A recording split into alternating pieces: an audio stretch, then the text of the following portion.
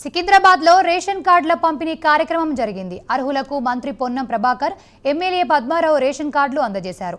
రాజకీయాలకు అతీతంగా రేషన్ కార్డుల పంపిణీ జరుగుతుందని పొన్నం అన్నారు. అర్హులైన వారందరికీ ప్రభుత్వ పథకాలు అందజేయడమే తమ ధ్యేయమని తెలిపారు.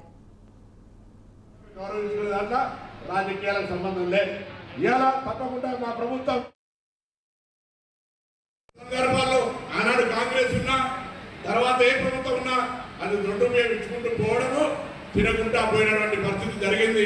కానీ మన ప్రభుత్వం ఇస్తున్న పథకం అది ఉపయోగపడాలని, ఆ ఉపయోగపడాలంటే సన్నవడ్లు పండించే రైతులకు ప్రోత్సాహాన్ని 500 రూపాయలు ఇచ్చి ఆ సన్న బియ్యం కొనుగోలు చేసి ఇలా రైతులందరికీ, ఇక్కడ పేదలందరికీ రాష్ట్ర వ్యాప్తంగా సన్న బియ్యం ఇస్తా ఉన్నాం.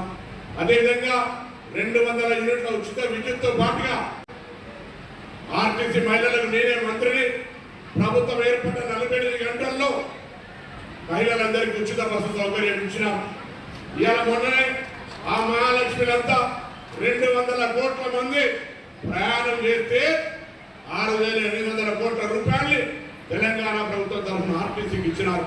ఇవాళ తప్పకుండా ఇటు రేషన్ కార్డులు కానీ, అటు సన్నబియ్యం కానీ, ఇటు 200 యూనిట్లు కానీ, అటు మహిళలకు ఉచిత బస్సు కానీ, అదేవిధంగా గ్రామీణ ప్రాంతాల్లో 9 రోజుల్లో గతంలో రైతు భరోసా కార్యక్రమం ఉండే, అదే రైతు భరోసా కార్యక్రమాన్ని కరెక్ట్గా పంటల సహకారం ఇవ్వాలని 9 రోజుల్లో 9,000 కోట్లు కూడా